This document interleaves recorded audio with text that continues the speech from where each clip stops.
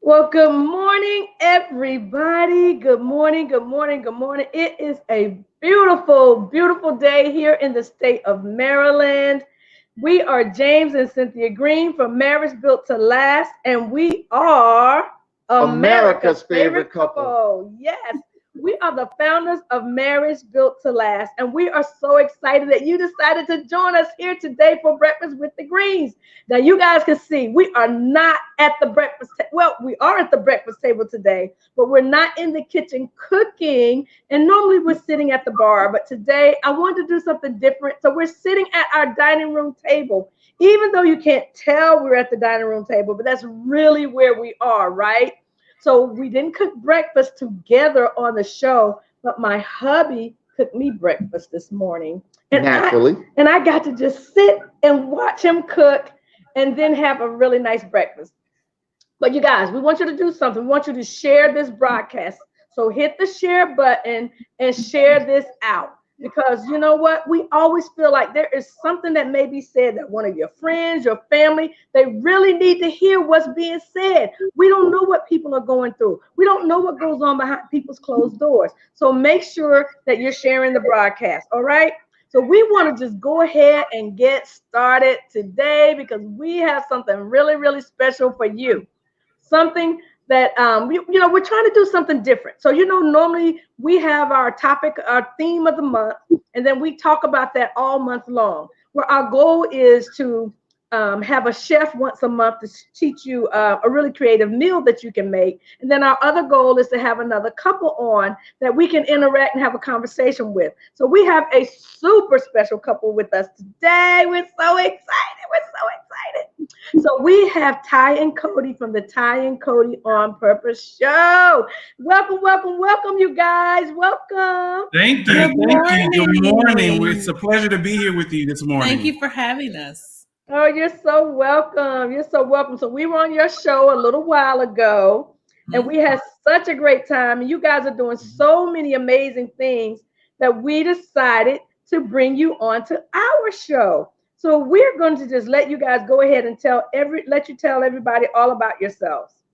Cool beans. We appreciate the invitation and the offer. Yes. It is a pleasure being here with you this morning. As you can see, we're in our kitchen, or actually we're at our dining room table as well, but our kitchen is right behind us. We figured breakfast with the Greenes. How can we not be somewhere where we can actually cook breakfast? As a matter of fact, I did cook breakfast. He did. Yes, I did cook breakfast for my wife this morning. So, but let me introduce ourselves. So I'm Ty. And I'm Cody. And we are Ty and Cody from the Ty and Cody on Purpose show, where we actually air on Relationship Entertainment Television in this upcoming season, starting May 1st, I think it is. I think it's May 1st. On Relationship Entertainment Television, re-tv.net. We've been doing this for quite some time by trade. We are marriage coaches. So we enjoy helping others see, the fruits of their labor and the work that they do in their marriage and helping them get to some sort of success in their marriage to do bigger and positive things. Yes, yeah. So we are excited to be here, and we're just, we're really, it's morning time. It's now I'll tell you now, I'm not a morning person. So don't let him fool you. I do it because I have to, but I don't do it because I want to. So I heard somebody cook breakfast this morning. How did that go? Yeah, plate over here. Go ahead and show the people the plate. I cooked breakfast this morning. He cooked breakfast this morning. Does he always cook breakfast? No. So I'm usually He's not the the chef breakfast of the person. house. Yeah. So he cooks typically, Monday through Friday. I'm his sous chef only on the weekend. And I mean, what she means by sous chef means she orders out and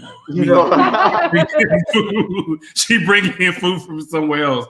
But usually Monday through Friday, I actually am the chef or He's cook a of the house. phenomenal chef. Can't you tell by my cheeks? Yeah, but my question is, since you're not a morning person, I'm thinking getting up and cook breakfast should be pretty hard, shouldn't it? It is, so long as it's after like 9 o'clock. Like, so like 9 to 10 o'clock, I'm good. Like, so it's more like a brunch. Yeah, there you go. It's more like a brunch. Yeah. So, and even when it comes to that, again, that's her domain. I let her usually cook breakfast, and she usually does it on Saturdays. But Monday through Friday, I do dinner and whatever else needs to be done Monday through Friday, and then the weekend is my break from doing any of that stuff. Yeah. Right. So this morning, it's interesting. We've been talking to quite a few couples lately that the husband is the chef, like he is the cook. And also a lot of people do what you do because we do it. Like I cook or make sure that we have a meal at home Sunday through Thursday, and we eat out Friday, Saturday. So do you cook on Friday, Saturday, or do y'all eat out? Not Friday, Saturday. Yours is Saturday and Sunday. Do y'all eat out on the weekends, or do you cook? How do y'all handle the weekends? Sometimes it's half and half, but most of the times we usually eat out on Saturday and Sunday. Or we'll do like leftovers on Saturday from whatever throughout the week. Yeah. And then on Sunday, we'll order something out or eat out or go somewhere, especially if we have company in town. Or like last weekend, he actually grilled on like Saturdays. So, he makes that's what I want. Yeah, we did some jerk chicken, some grilled chicken, some grilled veggies. Yeah, I learned from my parents. So my father was actually the cook in our household. My mother, she didn't really cook as much either. So, and we just adopted that same thing in our marriage. And I'm so blessed. So let me ask you a question. So since you cook all the time, meaning y'all together a lot, how has the pandemic affected the two of you? So as she just mentioned, you see our cheeks? No. That means we've been eating good during this pandemic. We need to go back to the gym. Yes. No. But during the pandemic, it's actually interesting because I would say it's half and half because unfortunately we've seen so many couples not make it during the pandemic for one reason or another. But I would honestly say the pandemic has brought us closer together. It has. It's been a lot more work because we're all home together, us and our kids. And so we're making sure that, I'm a neat freak. So I like to make sure the house is clean and I like to, make sure that, we're fed and all of those things. And, then making sure we're spending quality time, but not enough quality time that she gets tired of me. And notice I said she gets tired of me because I never get tired of her. He does. He just won't admit it. So, but it's actually brought us closer together, in my opinion. Right, and we feel the same way because we're together all the time anyway. And it seems like, I feel that couples that aren't together a lot, say during the day, they're the ones that may be struggling with the pandemic, being home all the time, closer together. But since we're we're together all the time anyway, it didn't really affect us. Yeah, we were doing a lot of things together before the pandemic. And so it wasn't difficult for us to do it once we were confined to the house a lot together. But but honestly, we found a lot of couples are doing well during the pandemic. On the news, you just always hear the negative about couples not getting along and everybody's divorcing during the pandemic. But honestly, not one friend or people we're associated with have we heard that. Right. We had our marriage ministry event last night, and we talked about what people have been doing post-pandemic, right, or during the pandemic.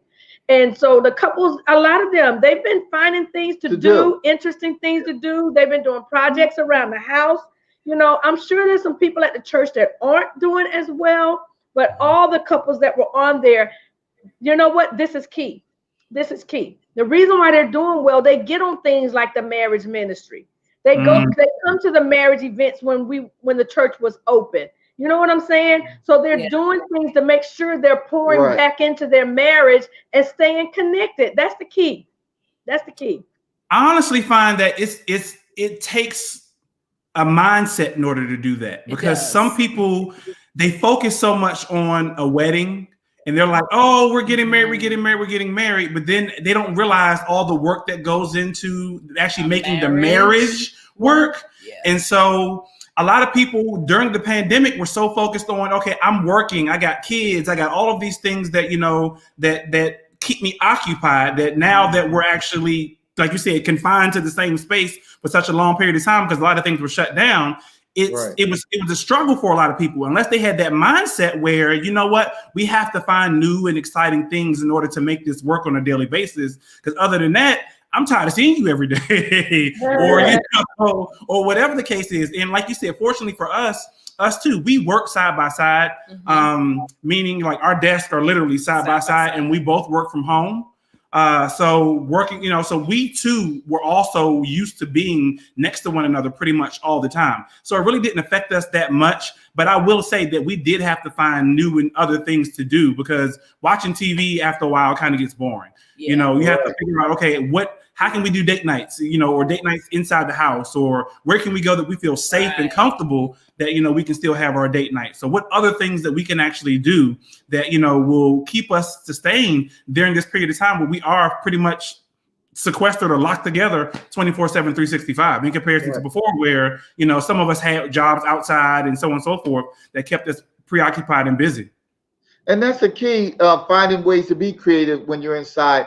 And it's also real important to have those lines of communication open, because you have to talk about what do you like to do. And couples, they struggle with communication anyway.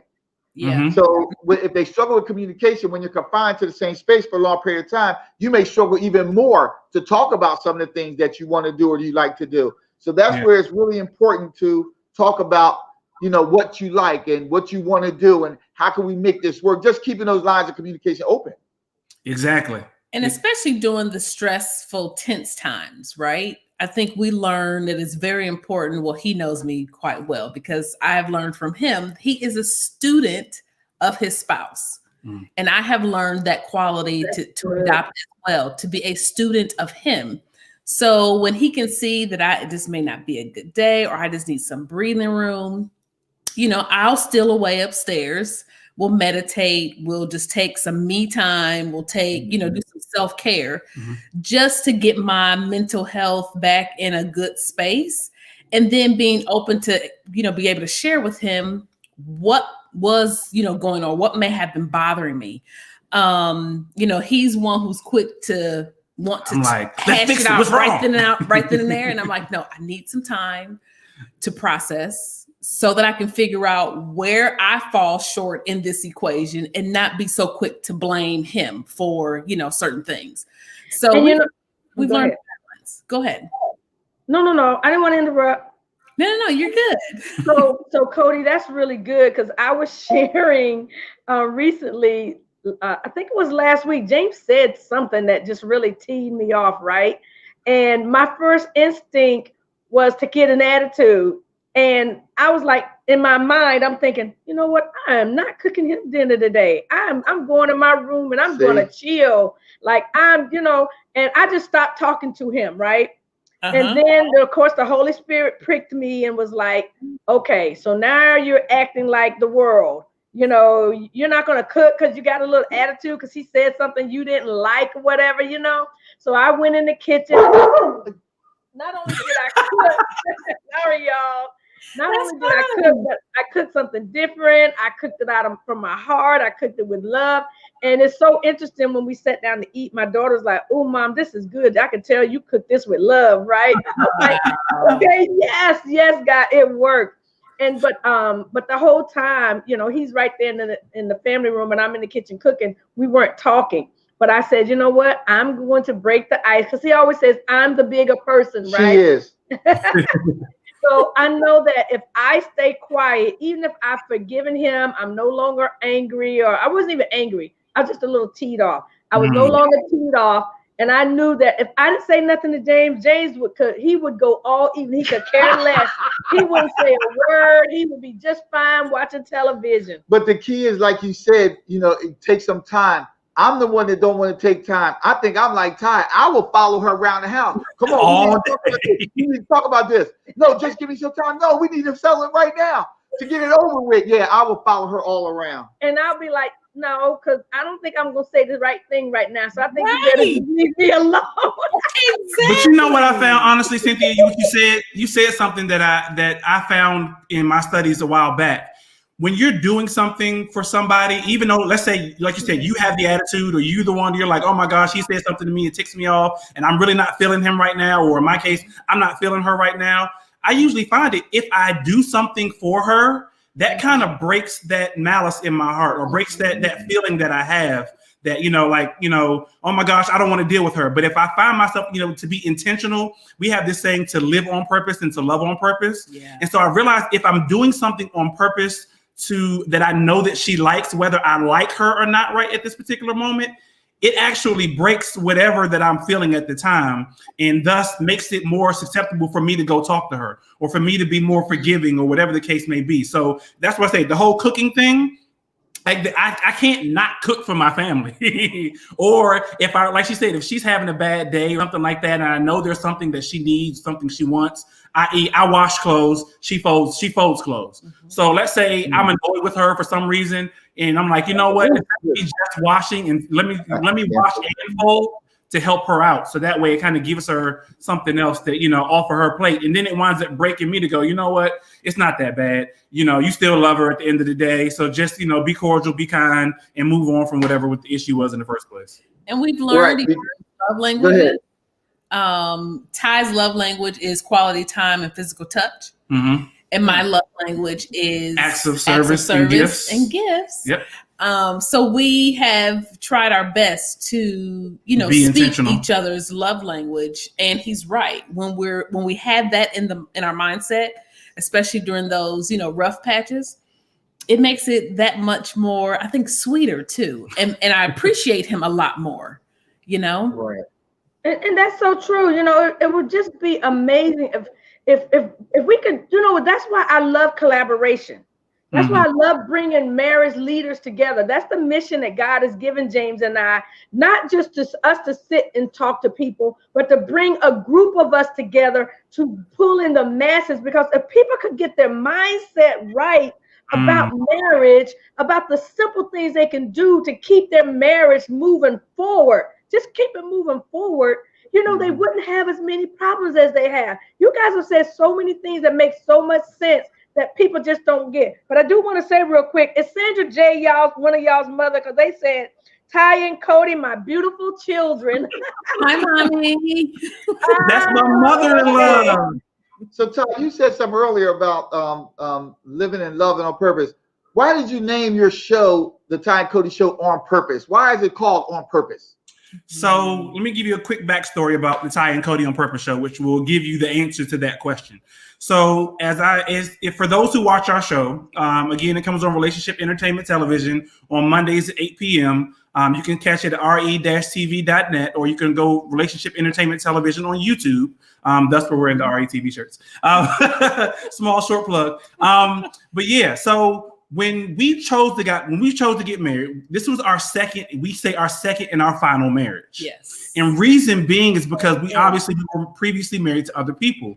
And I say fortunately, but unfortunately, because nobody gets married. I don't care if it was to our exes. Nobody gets married to get a divorce. Right. Our family also has been through other divorces, meaning our parents and our siblings and so forth have been through divorces. And we realized that there's so much negativity, as Cynthia mentioned earlier, in the news and on TV when it comes to marriages. It's like we had to do something on our end that we felt like was contributing to, bringing positivity to the light of marriages, to allowing people to see, that marriages can thrive and marriages can survive, especially in the African-American community, where we're either torn apart or we fall apart by some reason, form, fashion, or another. So we created a show called the Ty and Cody On Purpose show, because the on purpose part of that is we wanted to be intentional about what it is that we do. We wanted to be intentional about making our marriage work. We didn't want to just focus so much on the wedding that it was just, the big wedding day. All right, so after the wedding, what are we going to do to make this marriage work? What steps are we going to take in order to, make this thing the success that we want it to be, so that way it lasts 50, 60, 70, 80, 90 years, pretty much like our grandparents and our great-grandparents' relationships, because it seems nowadays relationships aren't lasting that long anymore. Yeah. So we want to figure out what can we do that's on purpose? What can we share with our audience that's on purpose to make their relationships last? So that's sort of where the on purpose came from. And part of that too, being on purpose, we executed as well, meaning, before we got married, we did premarital counseling. Mm-hmm. And even while we're married, there are certain seasons in our marriage where we have, although we are coaches, we've received counseling as well. because it's no different than, I love the analogy that Ty uses, car maintenance. Mm-hmm. You can't ride in your car without, attending to it and giving it the maintenance it needs in order for it to continue to take you from A to B. No different than a marriage. A marriage needs tune-ups, and tune-ups means you have to sometimes go to a third party to be able to coach you and guide you through to be able to make it work. Yeah, so it's called marriage maintenance. And she actually coined that phrase on one of our shows one day. She was saying, we have to make sure that, every relationship has its maintenance part. So when that light comes on or prior to that light comes on, you're getting ready to hit that 3,000 miles or 6,000 miles for your oil change. Go ahead and get that oil change in your marriage and your relationship. So that way it sustains and it keeps moving. Yes. And it's marriage maintenance. Right. Look, we have some friends in Atlanta. They're called the relationship mechanics. And the husband has his own mechanic shop. He works on cars, and they relate marriage the same way to what you're saying. They're actually going to be speaking at both of our upcoming events. They are phenomenal. So I love that analogy. When they use that analogy, I'm like, that is so good. That's what I'm talking about. People's mindset, their mentality. If we could really get these messages across to the world, y'all, there would not be as much divorce as there is. I promise you. And I was going to say something else to you too, Ty and Cody. You made a comment when you were talking about on purpose, like doing marriage on purpose. So you consciously thought about that before y'all got married or early on in your marriage? Because most people don't do that. We did that. But tell us more about how you consciously decided that you were going to do marriage on purpose. So it was. I don't want to say a no-brainer, but again, we got tired of seeing the same cycle happen over and over again. Unfortunately, my parents, divorced earlier when I was about a teenager, and that wasn't something that I wanted for myself. And even as we came together as a blended family, we knew that that wasn't something our kids wanted, even for us or for themselves. They didn't want to see, their parents go through a divorce. So we had to figure out some way, some form, some fashion. What could we do that, could be intentional, be on purpose to make our marriage work? So the first thing we did, I'll tell you this, is we took the word divorce out of our vocabulary. That was one of the very first things we did. It was like, you can't say divorce. I can't say divorce. That's like that. It's like a curse word in our marriage. It's the D word, don't say the D word. So that was one of the first things that we had to do that was intentional and on purpose that, that made sure that our marriage continues to work. One of the second things that we did is that we sought, like she said, the advice of a coach or a therapist to be able to help us through the rough periods and times where, because we all have them. We're not, although we're marriage coaches and we own a television network that promotes positivity and relationships and things like that. We're not perfect by any stretch of the imagination. I'm not perfect. She's not perfect. Our marriage is not perfect. Our kids are not perfect. But so we need something or someone to be able to help us through those tough and those trying times. And then thirdly, we also sought the counsel of those who are successful. Our grandparents, our parents, our cousins, our sisters, our brothers, our friends, and so forth, we surround ourselves with people who are doing marriage, in a good way. And not saying that they're perfect either, but they've been through things that they can help us with. So whether it's infidelity or whether it's, finances or whether it's whatever it is, you surround yourself with those type of people who say, you know what, we've made it through this, or we fought off this. So that way that was not an issue in our marriage by our communication or by any other things that help make our marriage work. And we were very intentional on being surrounded by other healthy married couples. So that we could learn from them and they could learn from us. There's a lot of times where pre-pandemic, we would, have events where our couple friends would come by or we would go by them, as well as, the wives of those groups, we would get together and, have wine day or whatever the case may be, self-help or, self-care day, to be able to interact and learn from each other. And the same with the husbands. So it's not something that you do on your own. Life is a journey and it's meant to be done with people. And as long as you're intentional with choosing the right type of people, you can be successful. Yeah, so we are very intentional about making this thing work on purpose, because it's easy to just quit. It's easy to just walk away in a lot of situations. But it's fulfilling to actually do something on purpose in order to make it work. Yeah, very fulfilling. That's so good, and y'all. That's why I think we connect so well, because y'all say a lot of things that we say. Talk about being intentional, and we tell couples all that. You have to be intentional on the things you do to build up your spouse. And it's so easy, like you said, to walk away. That's why we say you need to, well, Cynthia always says, you need to be your spouse's biggest cheerleader, because it's so easy to tear a person down. It's harder to build them up. Yeah. Mm-hmm. Especially when you talk about preventive maintenance. I say that all the time. It's better to do preventive maintenance than corrective maintenance. Because preventive maintenance, you're trying to prevent something from happening, or when it happens, you'll be able to handle it. Corrective maintenance is you're trying to correct something that didn't already happen, and it's harder. Yeah. Proactive versus reactive. Right. And then when you talk about being intentional and going to seek help, like the maintenance, I think of, like I always tell Cynthia, our love tank. You can't keep pouring out, and never get poured back into. Then you're running on fumes. You're running on empty. Yeah, exactly. So it's good to have somebody pour into you. That's why I think marriage ministries sometimes work so well, because couples see a positive couple maybe that's leading the marriage ministry. You know what? Let's try to model ourselves after them, or do some things that they're doing to strengthen our marriage and to build up our marriage. Yeah, exactly. And I think it's important too to share, be vulnerable and be transparent with other couples, to say it may look easy, but it's not. And this is what we've gone through, but with the help of God and our support system, this is how we were able to overcome. Yeah. And I'll be completely honest with you. Somebody asked me the other day, what do I do in order to maintain my level of, sanity, faithfulness, trust, security, all of those things that help make a marriage work. And I had to be honest. It's the activeness. I think, because again, we are marriage coaches, so that in itself helps.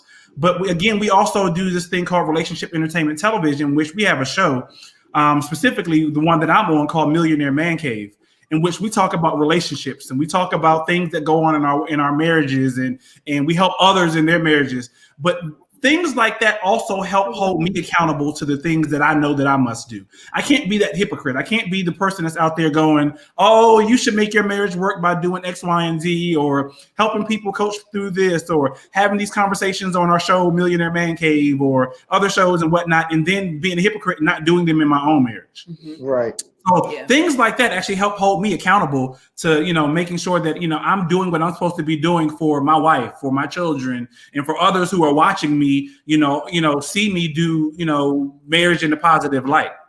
And being accountability partners to each other. In the beginning, I didn't like it when he called me on the carpet on my stuff. I just didn't. I'll be honest. She still knows. Yes, I do. I've gotten better. Let's just say that. Same here, y'all. And that's good. How much alike. And that's good, because we always, when we coach couples, we're always transparent. We'll tell them, we'll be transparent. We'll tell you what we've done. We won't ask a couple to do anything that we haven't done or we haven't tried. Or haven't experienced with other couples. Right. That's what I was going to say too, man. We're saying the same thing. I was going to say, when you mentioned being transparent, that is one thing that the couples that we coach absolutely love about us. Yeah. We're like, there's no topic off the table that we won't share that we've been through.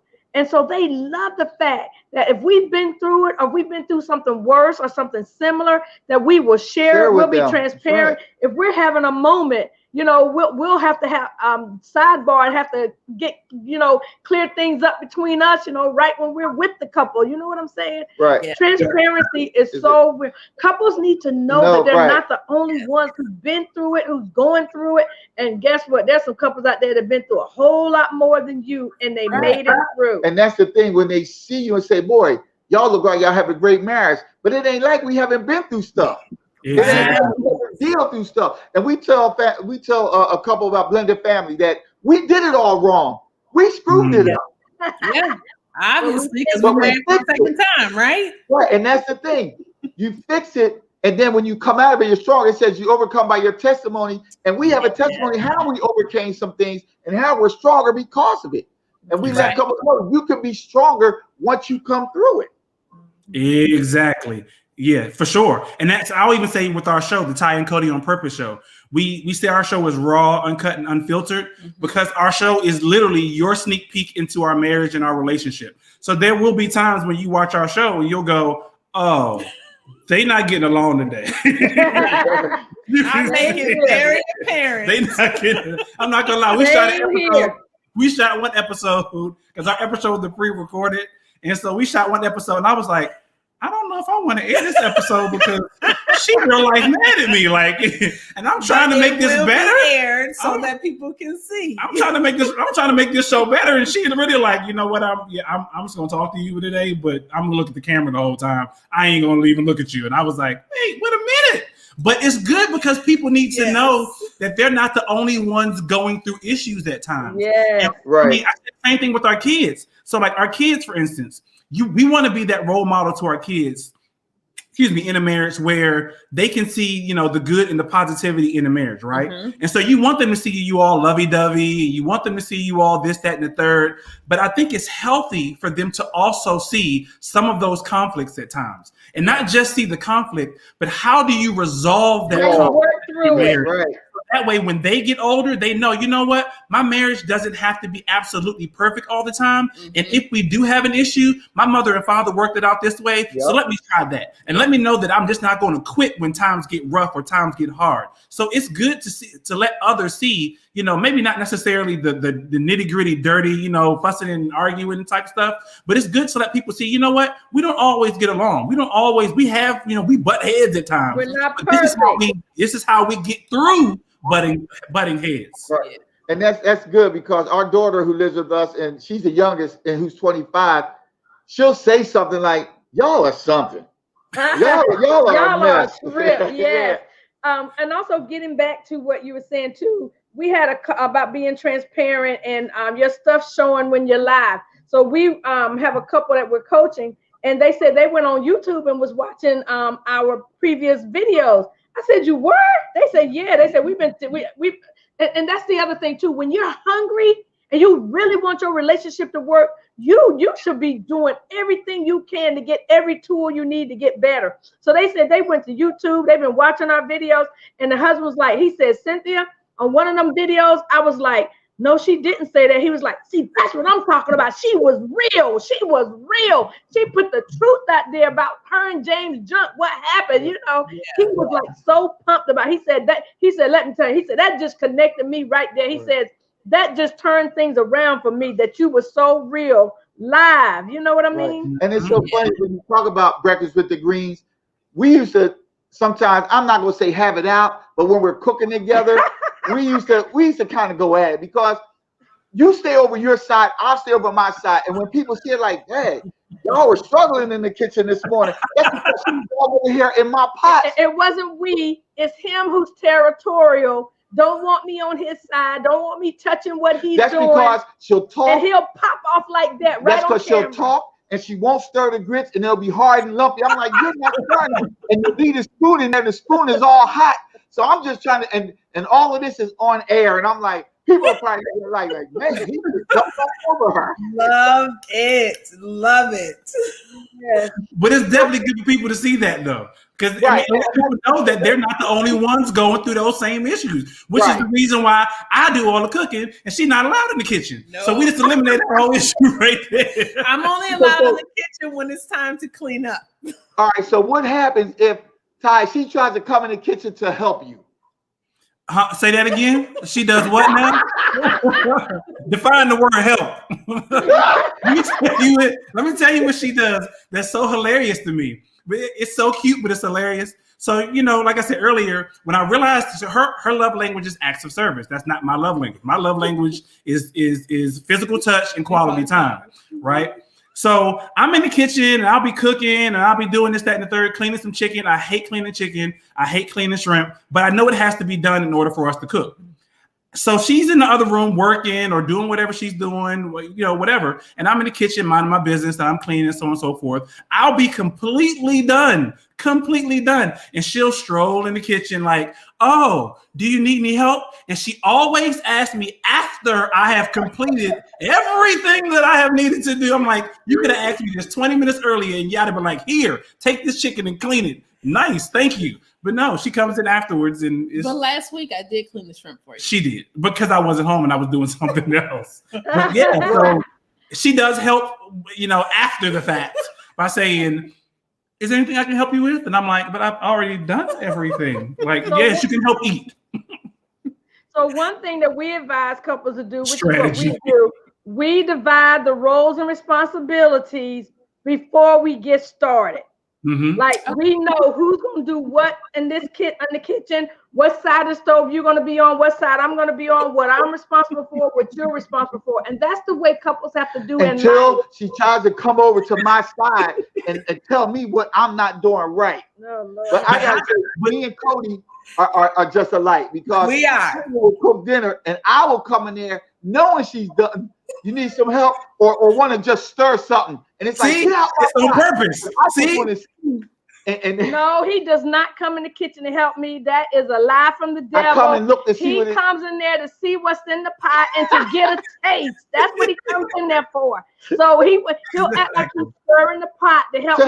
He's talking, I'm just helping you out. No, you're not. You're trying to sneak a taste when I'm not looking. Get out my kitchen. Exactly. Like Tiffany said, strategy. That's their strategy, Cynthia. That they come in after the fact on purpose. And it's a strategy on purpose. See? Strategy on purpose. It really is. So you guys, all month we've been talking about this is National Couple Appreciation Month and National Couple Romance Month. Now, who would have thunk it? We didn't know until this year that such a thing existed other than Valentine's Day. Right. But so last Saturday, and that was something that our someone sent us a message saying, we're looking for that video y'all did talking about all this stuff a couple can do together. So I went and got the link from YouTube and sent it to them via Messenger. They sent some message to Facebook Messenger. But we talked about a lot of different ideas that couples can do. I did ideas at home that didn't cost a dime. And James did some things, share some things you could do outside the home. So we want to know, do you guys like do anything special to keep the romance going? Yes. So, for instance, we definitely believe in having, even though this kind of seems contradictory, we definitely believe in having me time, because, she needs to have her me time. I need to have my me time. So because we feel like if you're on top of each other all the time, then it's like you kind of get tired of each other. But if you have an opportunity to miss each other and have your own personal space, then when you come back together, it makes things so much better. It's like, I missed you, I loved you, all of those things. And so one of the things that I do on Friday nights is I get my DJ board and I I play music literally all night long. Mm-hmm. And for instance, last night was one of the nights she asked me, she said, babe, what do you want? What do you want me to do? And I said, honestly, I just like to spend time with you. So while I was doing my music and doing my DJing, she actually came and sat next to me and we just sat and we enjoyed music. And then we actually broke out a game and we actually played a game together. She's competitive. I'm not as competitive as she is. So, games are big in our marriage. We like to play, we like playing all types of games just because it's just fun. We like, I'm a big kid. I'm a big kid. Let me just say this. Playing games, the fun part is winning. See? Competitive. It's not a matter of having fun. You fun when you win. That's why we can't play James. I'm with you.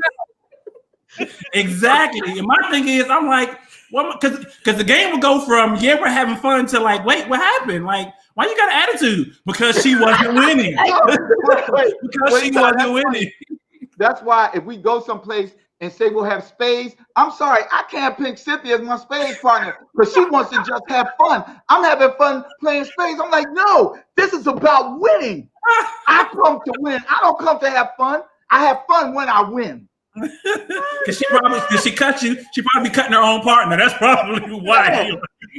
But Cody, what you said is very key and pertinent. Research shows that couples do need to have their me time, and so because you got to have self-care, you got to do things to rejuvenate yourself. Now, I don't need a whole lot of me time, and neither does James, but we do get it. You know, like sometimes he's watching something on TV that I have no interest in watching whatsoever. So I let him sit over there and watch it. Like maybe I'm in the kitchen cooking. You know, I like to go outside and sit out on the deck. Like that's my me time thing. Like go out there and listen to some music, maybe read a book, which I don't get to really read a book because he don't really care for me time. If I'm reading a book, he's like, put that book down and talk to me. No. Let's clarify that. Say we're driving to North Carolina to visit her mother, and I do all the driving. We established that when we first got married. You cook, I'll drive.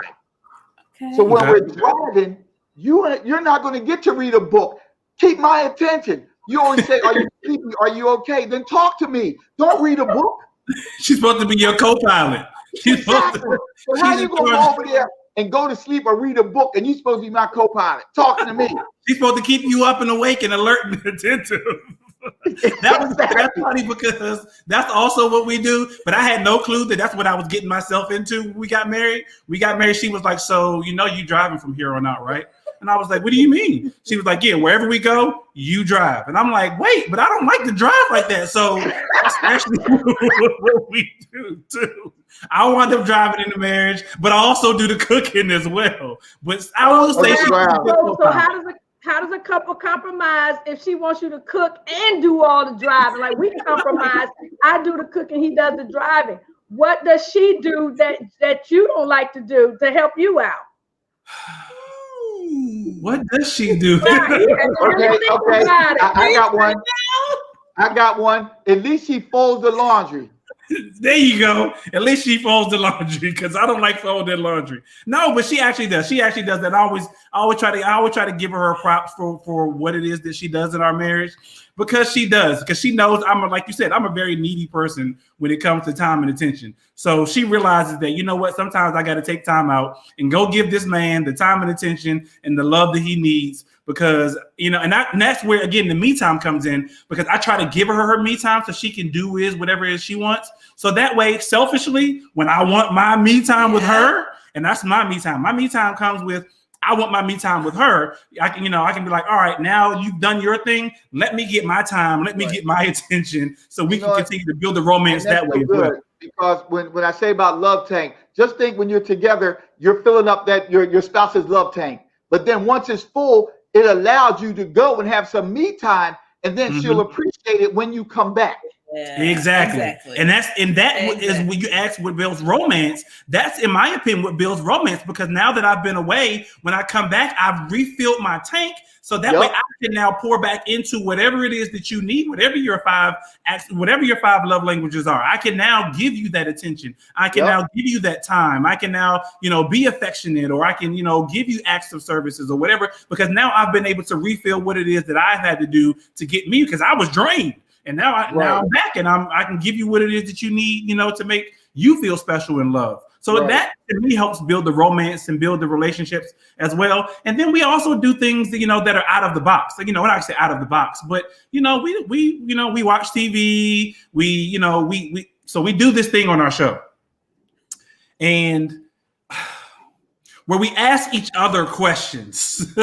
These are questions that we randomly draw from a deck of cards that we purchased, and they're questions, and it helps us get to know what's really going on in each other's mind.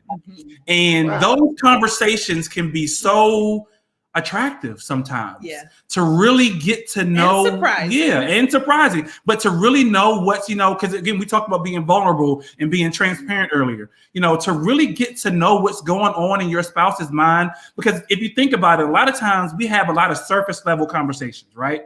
You work outside the house, you come back home, you're like, hey, how was your day? Or what's for dinner tonight? Or, what's for, what school, or you're watching something, on TV, and you're basically talking about, what's on TV. But how often do you really sit there and take down your walls from the day, or take down the things that have bothered you, and really have a conversation about how you're truly feeling, or what things that may be bothering you, or what things you may really like or love about your spouse. The other day, I was sitting at my computer. Randomly, she's in the tub, taking, relaxing, getting her me time, and she sends me a question. And what was your question? I said, so what do you consider to be my best feature? Right. It completely random and caught me off guard. Now, mind you, I'm working, minding my business, and I get this text, and I'm like, wait, what? Is this the setup? Like, is this the setup? I was like, okay, now let me think about this for a second. And so I responded, and I'm like, okay, but those type of conversations can be such a turn on to really, find out what's going on in your spouse's mind and so on and so forth, that, you go, oh, I didn't know you thought that about me. Or, oh, now you're making me really think about, why I really do love and I appreciate what it is that you do. Why do I do those things instead of just saying that I love you on a daily, day-to-day basis? Why do I really love you? Why do I really care for you? Why do I really, why do we get along so much, and so forth? And so those conversations, I think, helps bring in the romance as well. Right. So you say you have a deck of cards? Yeah. So I told you we're big game buffs. So we definitely like supporting small Black businesses. And so we actually found a card game. I don't have it with me right now. We'll send it to you. Okay. And they're like conversation starters. It has to be maybe over 200, maybe 300 cards. And you pull them, and they can be anything from romance. They can be from finance. They can be about raising kids. It can be about, anything. And then you read them to one another. You ask each other the question, and you give your honest and open answer. Well, I was gonna say, if you have one available, could you just read one and see what it says to give? Give me 2 seconds. I'm gonna go get it. We actually have a friend, Dr. Oliver Reed. He has some relationship card game that he created. So we'll send you guys that link too. We have not. Awesome. Pardon me? That'd be awesome. Yeah, he launched it in 2020. And so we have not experienced them yet, but we do plan to get a copy. I'll reach out to him, but I will send you guys the link to check out his relationship cards too. Because I think couples are always, especially the ones who care about their marriage, they are always looking for some different things to do to make sure they're doing. And it's a key to, when you talk as a couple, not to just be on the surface, to go deeper. Yeah, honey. So what's my favorite feature? I ain't gonna say it on camera. We mean to say no. I want to be like Ty. I want to think about it first. He never has to think about anything. He just blurts it out. He knows. He's being purposeful. Exactly. Whatever. So there's two, and so the one we usually play on our show, and I don't know how you all, but we don't. We're not sponsored by them, just an FYI, and I know that you all are not, but I'm going to show their stuff anyway. So this is the first game. This is the game we actually play on a regular basis.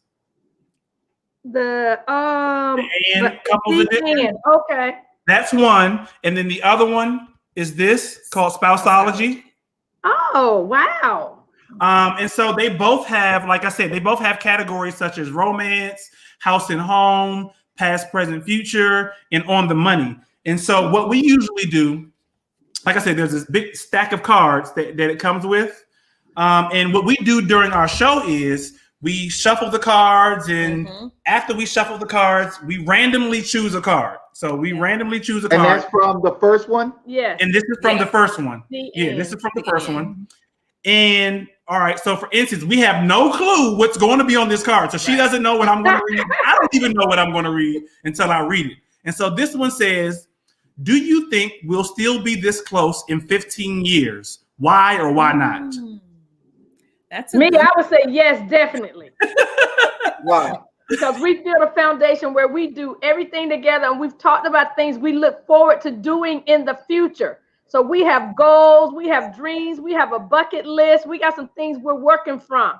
So I don't know, unless even if one of us got sick or couldn't walk or whatever, which I'm not claiming that in the name of Jesus, I think we still would find things to do because we're very future oriented thinking couple.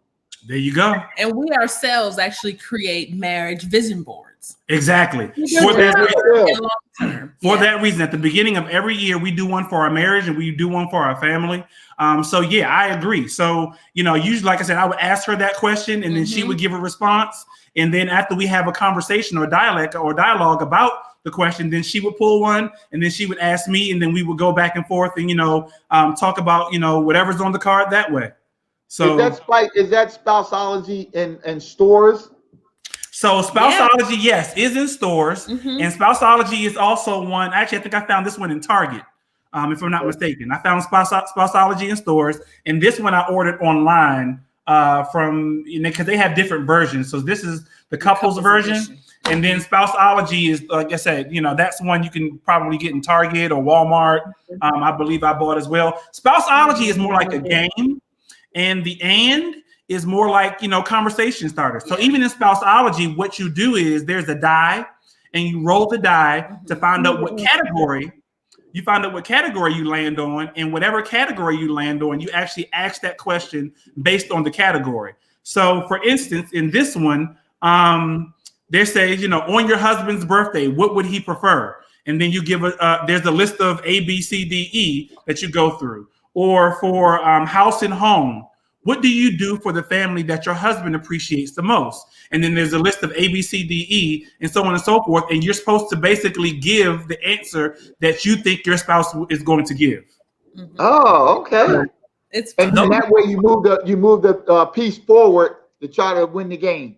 Well, this one actually goes by tally. So the person with the most points at the end of the game is the one who actually wins. Yes. Oh, so that's good to play with other couples. Right. Exactly. You can do it with other couples. Yeah, we've actually done it as a couples game night on one of our shows one time. Yeah, that's what I'm talking about, a couples game night. Exactly. It's about winning. It's all about winning. The two of y'all's winning. It's hilarious. We try to be intentional. So that's the reason we actually created the network Relationship Entertainment Television, because we wanted to give a platform for other couples and other singles and people in business and people who are doing life in general, somewhere to go to see positive images of building relationships. Whether it's, again, building family relationships, whether it's building spousal relationships, whether it's building business relationships. We even have a show where people even cook in the kitchen, or even, friendships. We have a show, Millionaire Man Cave, where it's just us men as friends get together talking about building positive relationships amongst each other in our marriages and in society. So we built the platform Relationship Entertainment Television so that way people have that positive place to go to see, and get things like these games, or to get, other people sharing content about how to build positive relationships, whether it's, again, marriage, family, cooking, business, friendships, whatever it is, that's really the purpose behind, you see us wear these RATV t-shirts. That's really the purpose behind that, RATV, Relationship Entertainment Television. So that way people can get that positivity out there. Right, that's good. And I commend you for that, because we always talk about, how, I don't know if it's millennials or the younger crowd, they say they're not getting married because they just see everything that's going on. Right. And for you to have a platform like that for them to see positive images, positive marriages, that may help them. So when the future comes, that, they'll be ready to get married instead of just dating or kicking it, whatever they call it. Right. Exactly. Because I have found there are a lot of people, I guess, in the millennial age who are not interested in getting married. Our kids have even said that at times. Our kids was like, yeah, it's just too much work. Never mind. We're good. And I'm like, wait, what do you mean you're not going to get married? Like, that's crazy. Yeah. But, our daughter just the other night asked, I'm sorry to cut you off, Tyron. Our daughter just the other day, we were live on something. And she said, no, we were having dinner. And she said, do couples ever get tired of living together forever? Like, do they get tired of living together? Like, can you really live with one person forever? And I was like, well, we don't. I said, I don't. I said, I want to live with my husband forever. She don't feel like she could live with somebody forever, because she said she likes her me time too much. I said, but Catherine, that's something that the two of you have to discuss before you get married. Your husband needs to know that you need to spend time alone, whether that's going into another room and getting on your computer, reading a book, watching a movie by yourself. I said, if you have a conversation about it, it won't become a conflict because they understand. But if you just do and say, you know what, I don't feel like being bothered, go in the room and close the door, it's going to cause a problem. Yeah. Our biggest thing in blended families is, or just not just blended families, but in relationships, period, is communication. You just said something major. If you communicate those things in advance, you know how you'll be able to handle those things when situations come. So that's honestly one of the reasons why we like playing these games, because it's a form of communication, as I mentioned, getting to know what's in her mind, her getting to know what's in my mind, us communicating with one another. So that way, when the times come, when those tough times come, I know that she needs her me time, that I can't go following her around the house going, what's wrong? What's wrong? What's wrong? What's wrong? What's wrong? And then she turns around and smacks me because I've been doing something that aggravates the crap out of her. Right. If we talked about that ahead of time, knowing, see, Ty, I need my me time. So just give me a moment. I'll come back in about 30 minutes, an hour, or a couple hours, or whatever the case may be. And then I know we can have that conversation later on. So I will say, to your daughter and other millennials or whoever, who are questioning things like, do you get tired of living with somebody? Do you get tired of being with the same person every day? No, it's a different day. So new experiences, every day. Exactly. You can, like you said, become a student of your spouse, and you'll learn something new about them every day that will keep you interested, that will keep you there, that will captivate your attention and your heart, because you don't just fall in love once and go, oh, we fell in love and that was it. Oh. No, you have to continue doing those things so that you continue to fall in love with your spouse over and over and over and over again. Because then you should have asked her the same question. Did I get tired of raising you and you living in my house for the past 18, 25 years? No. That's a good one. I can't ask that because I would be like, yeah, ain't it time for you to go with 25? Yeah, don't get James started don't on that. Don't get me started on that because she actually told us, why should I move out? I'm good. Because I'm tired of living with you. Exactly. The same way you feel like you can get tired of living with your spouse, I'm tired of living with you. Exactly. Aren't you leaving? When? And she's going to say, I'm not leaving until I get married. And when is that? I don't know. And I try to tell her, my thing is, if you are truly in love, and if that's truly the person that God called you to spend your life with, you're going to have the mentality till death. It's till death. So that's forever. So the D word should never, ever be an option. It shouldn't even come up in a conversation. Y'all should have that conversation about the D word before you get married. And then after that, there shouldn't even be a conversation about it. And when you talked about a student, that was so good because I taught a class, one of the life group classes at our church, and it was called Romantic, with Ro, the man, and Tick. And each letter symbolized something. And like you said, I was telling the men on there that, listen, you need to be a student. You need to learn because what you did say in your previous relationships may not work with the relationship you're in now. Exactly. So if you do, well, I don't like this, I like this. Don't get offended. All she's doing is teaching you what she likes, and you're learning from it. We always have to be a student of our spouses and learn what they like. Because as time goes on, people evolve and things change. So what you used to do 20 years ago, she may not like you to do it now. Exactly. People get so comfortable in relationships that they don't realize that, like you said, just like you or anything for that matter, if you're not growing, then you're dead. So why not continue to learn from what is growing? I have plants. I have a garden outside. From whether it's a seed, from whether it's whether it's the seed to a small shrub to a full plant that produces fruit, you have to take care of it at different stages. So you have to continue to learn what that plant needs in order for it to continue to grow. So for my wife and for, and me as her husband, we have to learn what we continue to need in order for us and our marriage to continue to grow through the different stages of life and through the different stages of marriage. Prime example is, like I mentioned before, his love language is physical touch and quality time. So our last 3 date nights I've planned, right? They've gone pretty well. The next one, this past week, I surprised him with a gift. I'm sorry. And I told him that it's something that's going to help us in our intimacy when we're being intimate, that for our next date night, this is a gift for him to be able to use. So that is an incentive for him now to plan the date in order to be able to, indulge on his gift. Oh, that sounds interesting, Cody. Cody, that sounds interesting. Look, that's why Ty laughed as soon as she said I purchased a gift. Interesting. She did, because when I saw it, it was something that we've seen on TV and before. And then, like she said, it is an intimate gift, and you can only use it in an intimate setting.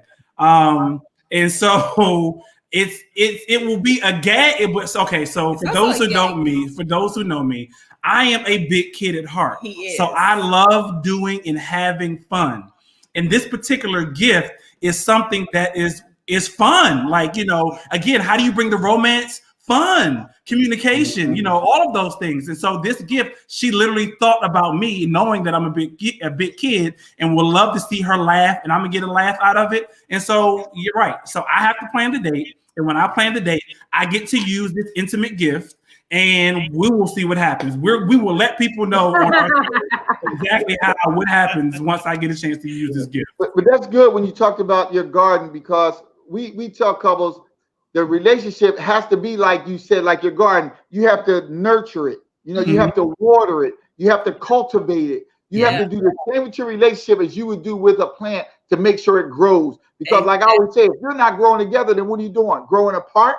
And that's the last thing you want. Exactly. Exactly. You have to be very intentional and, or as we say, on purpose about what you choose to do in your marriage and your relationship.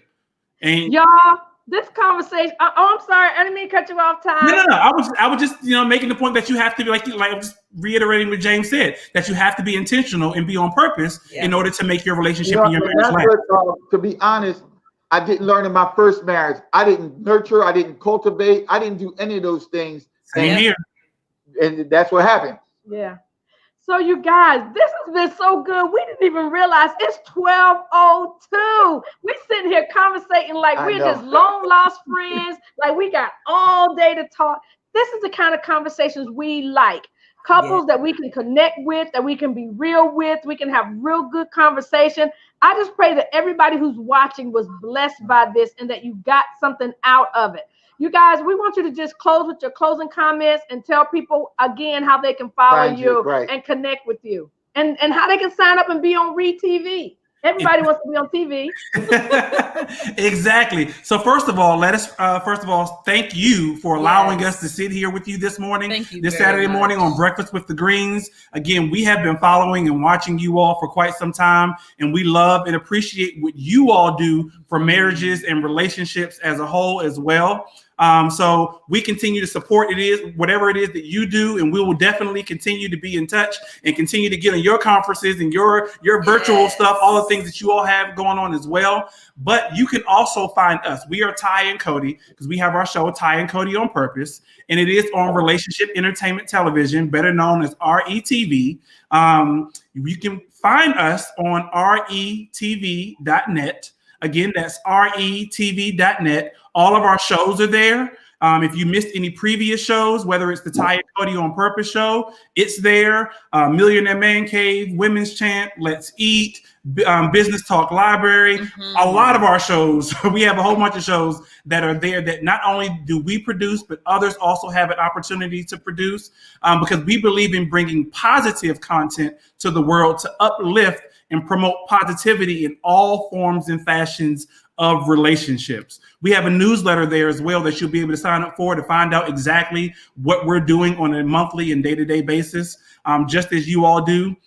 We also have monthly themes that we also follow. So be on the lookout for our newsletters there. You can actually sign up again at re-tv.net. If you're interested in Relationship Entertainment Television, again, you can also watch on YouTube, but you can also email us at info@re-tv.net. Again, that's info, I-N-F-O, at re-tv.net. TV.net. So if you are a content provider, we invite you to be a part of our family. And a content provider can be almost anyone. You don't have to be some Tom Brokaw, some Tyler Perry, some Oprah Winfrey, or any of those people to be a content provider.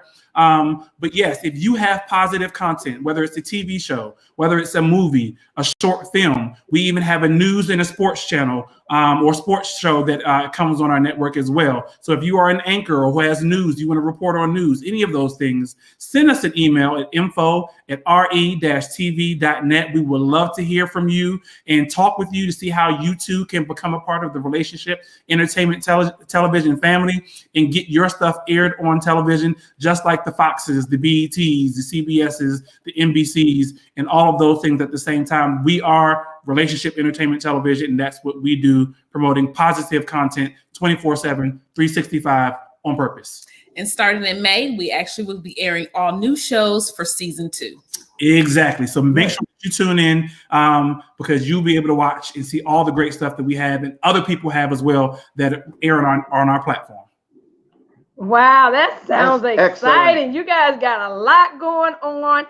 It sounds absolutely amazing. We look forward to supporting you and being a part of some of the things that you guys are doing, because honestly, if we really want to affect change in this world, it's all about partnership. It's all about collaborating. It's all about supporting one another. You can't do it by yourself, and you can't be selfish. We can't be in competition. We have to be partners. We have to, love each other and love on each other. And we do that by sharing what each other are doing, because it's all about affecting the kingdom of God and making an impact and a difference in the world in a major way. That is what we stand on. So thank you guys so much for joining us today. This has been so good. I look forward to us continuing this partnership and connection. We want to remind everybody, this coming Wednesday, we have our masterclass going from I do to we do. You guys, it's all about learning how to learn to do marriage together. We walk away from the altar and we stand at the altar and we say, I do. And we leave that altar thinking like, what do I have to do to make sure we have a great marriage? No, we're going to teach you how to have the mindset of what do we do to have an awesome and amazing marriage. And so then when we don't just have something for the married couples, next Saturday, we'll be having our pre-marriage workshop for those of you who are seriously dating or engaged. So you don't have to necessarily be engaged. We want you to find out what it takes to have a great marriage before you even make that next step to being engaged. So you can go to our marriagebuilttolast.com website and just click on events, and there's a link there. The matter of fact, on our website, there's a link for every upcoming event that we have. If you just go to marriagebuilttolast.com, click on events, and you can see all the amazing things we have coming up. Because you guys, we want to see you win. This God gave us this title. This is the year of the totally confident couple. And in order to be a confident couple, you got to get the tools that you need to make sure you are doing your best and moving towards your destiny in every area of your relationship. Yes. You got something else? All right. So remember, if you build it, it will last. And we want to thank you guys again. Thank you guys for joining us. Thank you to our viewers. All right. Have a great day, you guys. You too.